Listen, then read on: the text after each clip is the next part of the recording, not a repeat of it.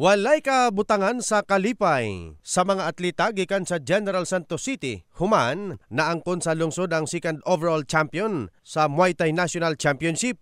Matod pa sa atletang si Shadrack gikan sa Barangay Bula nga nakasungkit og gold medal. Paid off matod pa ang ilang naagihan. Okay lang man kay naka-gold man.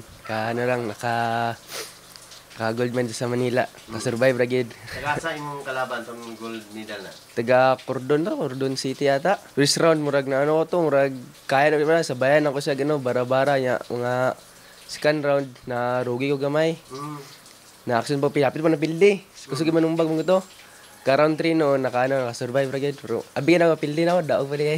Nakasungkit usab og tulo ka medalya si Justin Hitorbos gikan sa Barangay Lagaw. Usa ka gold, usa ka silver, ug usa ka bronze medal. Ang gold, sir, is nakuha na ako sa combat. Then, ang silver, nakuha na ako sa non-combat na Mimway.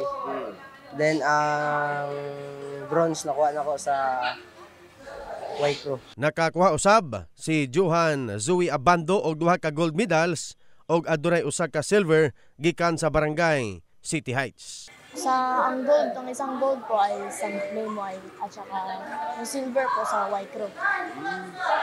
Dalawang gold lang yan sa...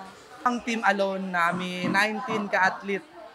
Tapos ang Jansan, Tibok Jansan, not sure pero mga 30 lahat ng Jansan. Ang team alone namin 8 na gold sa National Games and 3 gold sa Youth Games. Tapos ang overall na gold sa National Games ng Muay Thai is 15 golds sa lahat-lahat na. Gumikan sa kalampusan sa Jensen Muay Thai team sa National Championship, nagpaabot og patimbaya ang sports coordinator nga si Sunny Sombrio. Sumala nini nga dili na gayod matago ang makatakos sa mga atleta sa Jensen, dili lang sa boxing kundi lakip na sa Muay Thai. Yes, again, we would like to congratulate sa grupo sa Muay Thai na to, ang team nga nagrepresent sa General Santos City to Pasay City to isa na pod ka national competition, which is they garnered the second place sa national tournament. So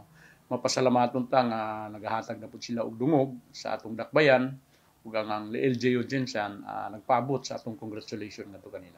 In the heart of changing life, Brigadier Jason para sa Brigada News Jensen, Brigada News.